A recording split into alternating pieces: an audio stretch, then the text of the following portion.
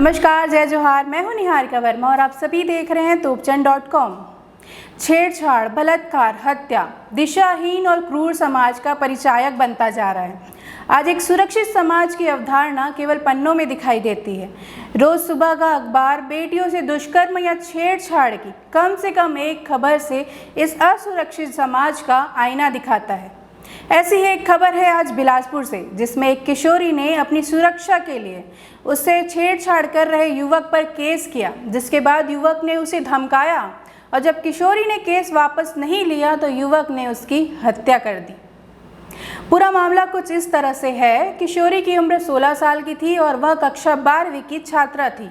किशोरी कोनी थाना क्षेत्र के ग्राम कछार की निवासी थी, जिसके पिता का नाम मनहरण मानिकपुरी है। किशोरी जब सरकंडा के स्कूल में 11वीं की पढ़ाई कर रही थी, तब दीपक नामक युवक उससे छेड़छाड़ करता था, जिसके बाद किशोरी ने इसकी शिकायत सरकंडा थाने में की थी। पुलिस की कार्यवाही में युवक को गिरफ्तार भी किया गया, लेकिन जब युवक गिरफ्तारी के बाद जमानत में बाहर आता है, तब वह परिजनों को परेशान करने लग जाता है और उसे केस वापस लेने की धमकी देता है। करीब 20 दिन पहले की बात है, जब उसने किशोरी के पिता से कहा था कि यदि वह केस वापस नहीं लेंगे तो उनकी बेटी की वह हत्या कर देगा। धमकी मिलने के बाद किशोरी के पिता ने उसे अपनी बहन के घर कोटा क्षेत्र के लमेर गांव में भेज दिया था, लेकिन युवक वहां भी जा पहुंचा और उसने जैसा धमकी में कहा था उसने ठीक वैसा ही किया।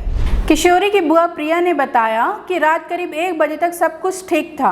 रात 3 बजे किशोरी के मोबाइल पर फ़ोन आता है। बुआ की नींद खुलती है तो किशोरी गायब मिलती है। उसने फ़ोन उठाया, दूसरी तरफ से दीपक की आवाज़ आती है और दीपक उनसे कहता है कि मैंने आपकी भतीजी का मर्डर कर दिया है और उसकी लाश चौक में पड़ी हुई है। युवक की बताई जगह पर जब सभी पहुंचते हैं तो किशोरी वहां पड़ी मिलती है। तब तक उसके शरीर में हलचल भी होती है और सांस भी थोड़ी बहुत चल रही होती है, लेकिन जब स्वास्थ्य केंद्र पर उसे ले जाया जाता है, तब वहां डॉक्टर ने उसे मृत घोषित कर दिया। जानकारी के मुताबिक युवक के बारे में पता चला कि दीपक के पिता ने 15-20 दिन पहले खुदकुशी कर ली थी। वह ट्रेन के सामने आके कट गए थे। गांव के लोगों का कहना है कि वह एक अच्छे आदमी थे, लेकिन बेटे की करतूतों से परेशान रहने लगे थे। इसी के चलते उन्होंने आत्महत्या कर ली है। फिलहाल पुलिस दीपक की तलाश में जुटी हुई है। पूरी घटना के बाद बस ये ख्याल आता है, क्या हमारी बेटियां समाज में सुरक्षित हैं? और दूसरा सवाल यह भी बनता है कि युवाओं की मानसिकता आजकल किस दिशा में जा रही है? बेहतर और सुरक्षित समाज के लिए भले ही हम प्रशासन को जिम्मेदार ठहरा देते हैं, लेकिन एक बेहतर समाज की नींव घर से भी बनती है।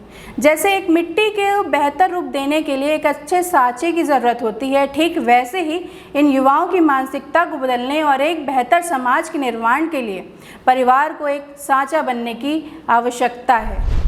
रोचक खबरों के लिए तोपचन.com को फेसबुक और ट्विटर पर फॉलो करें, यूट्यूब पर सब्सक्राइब करें।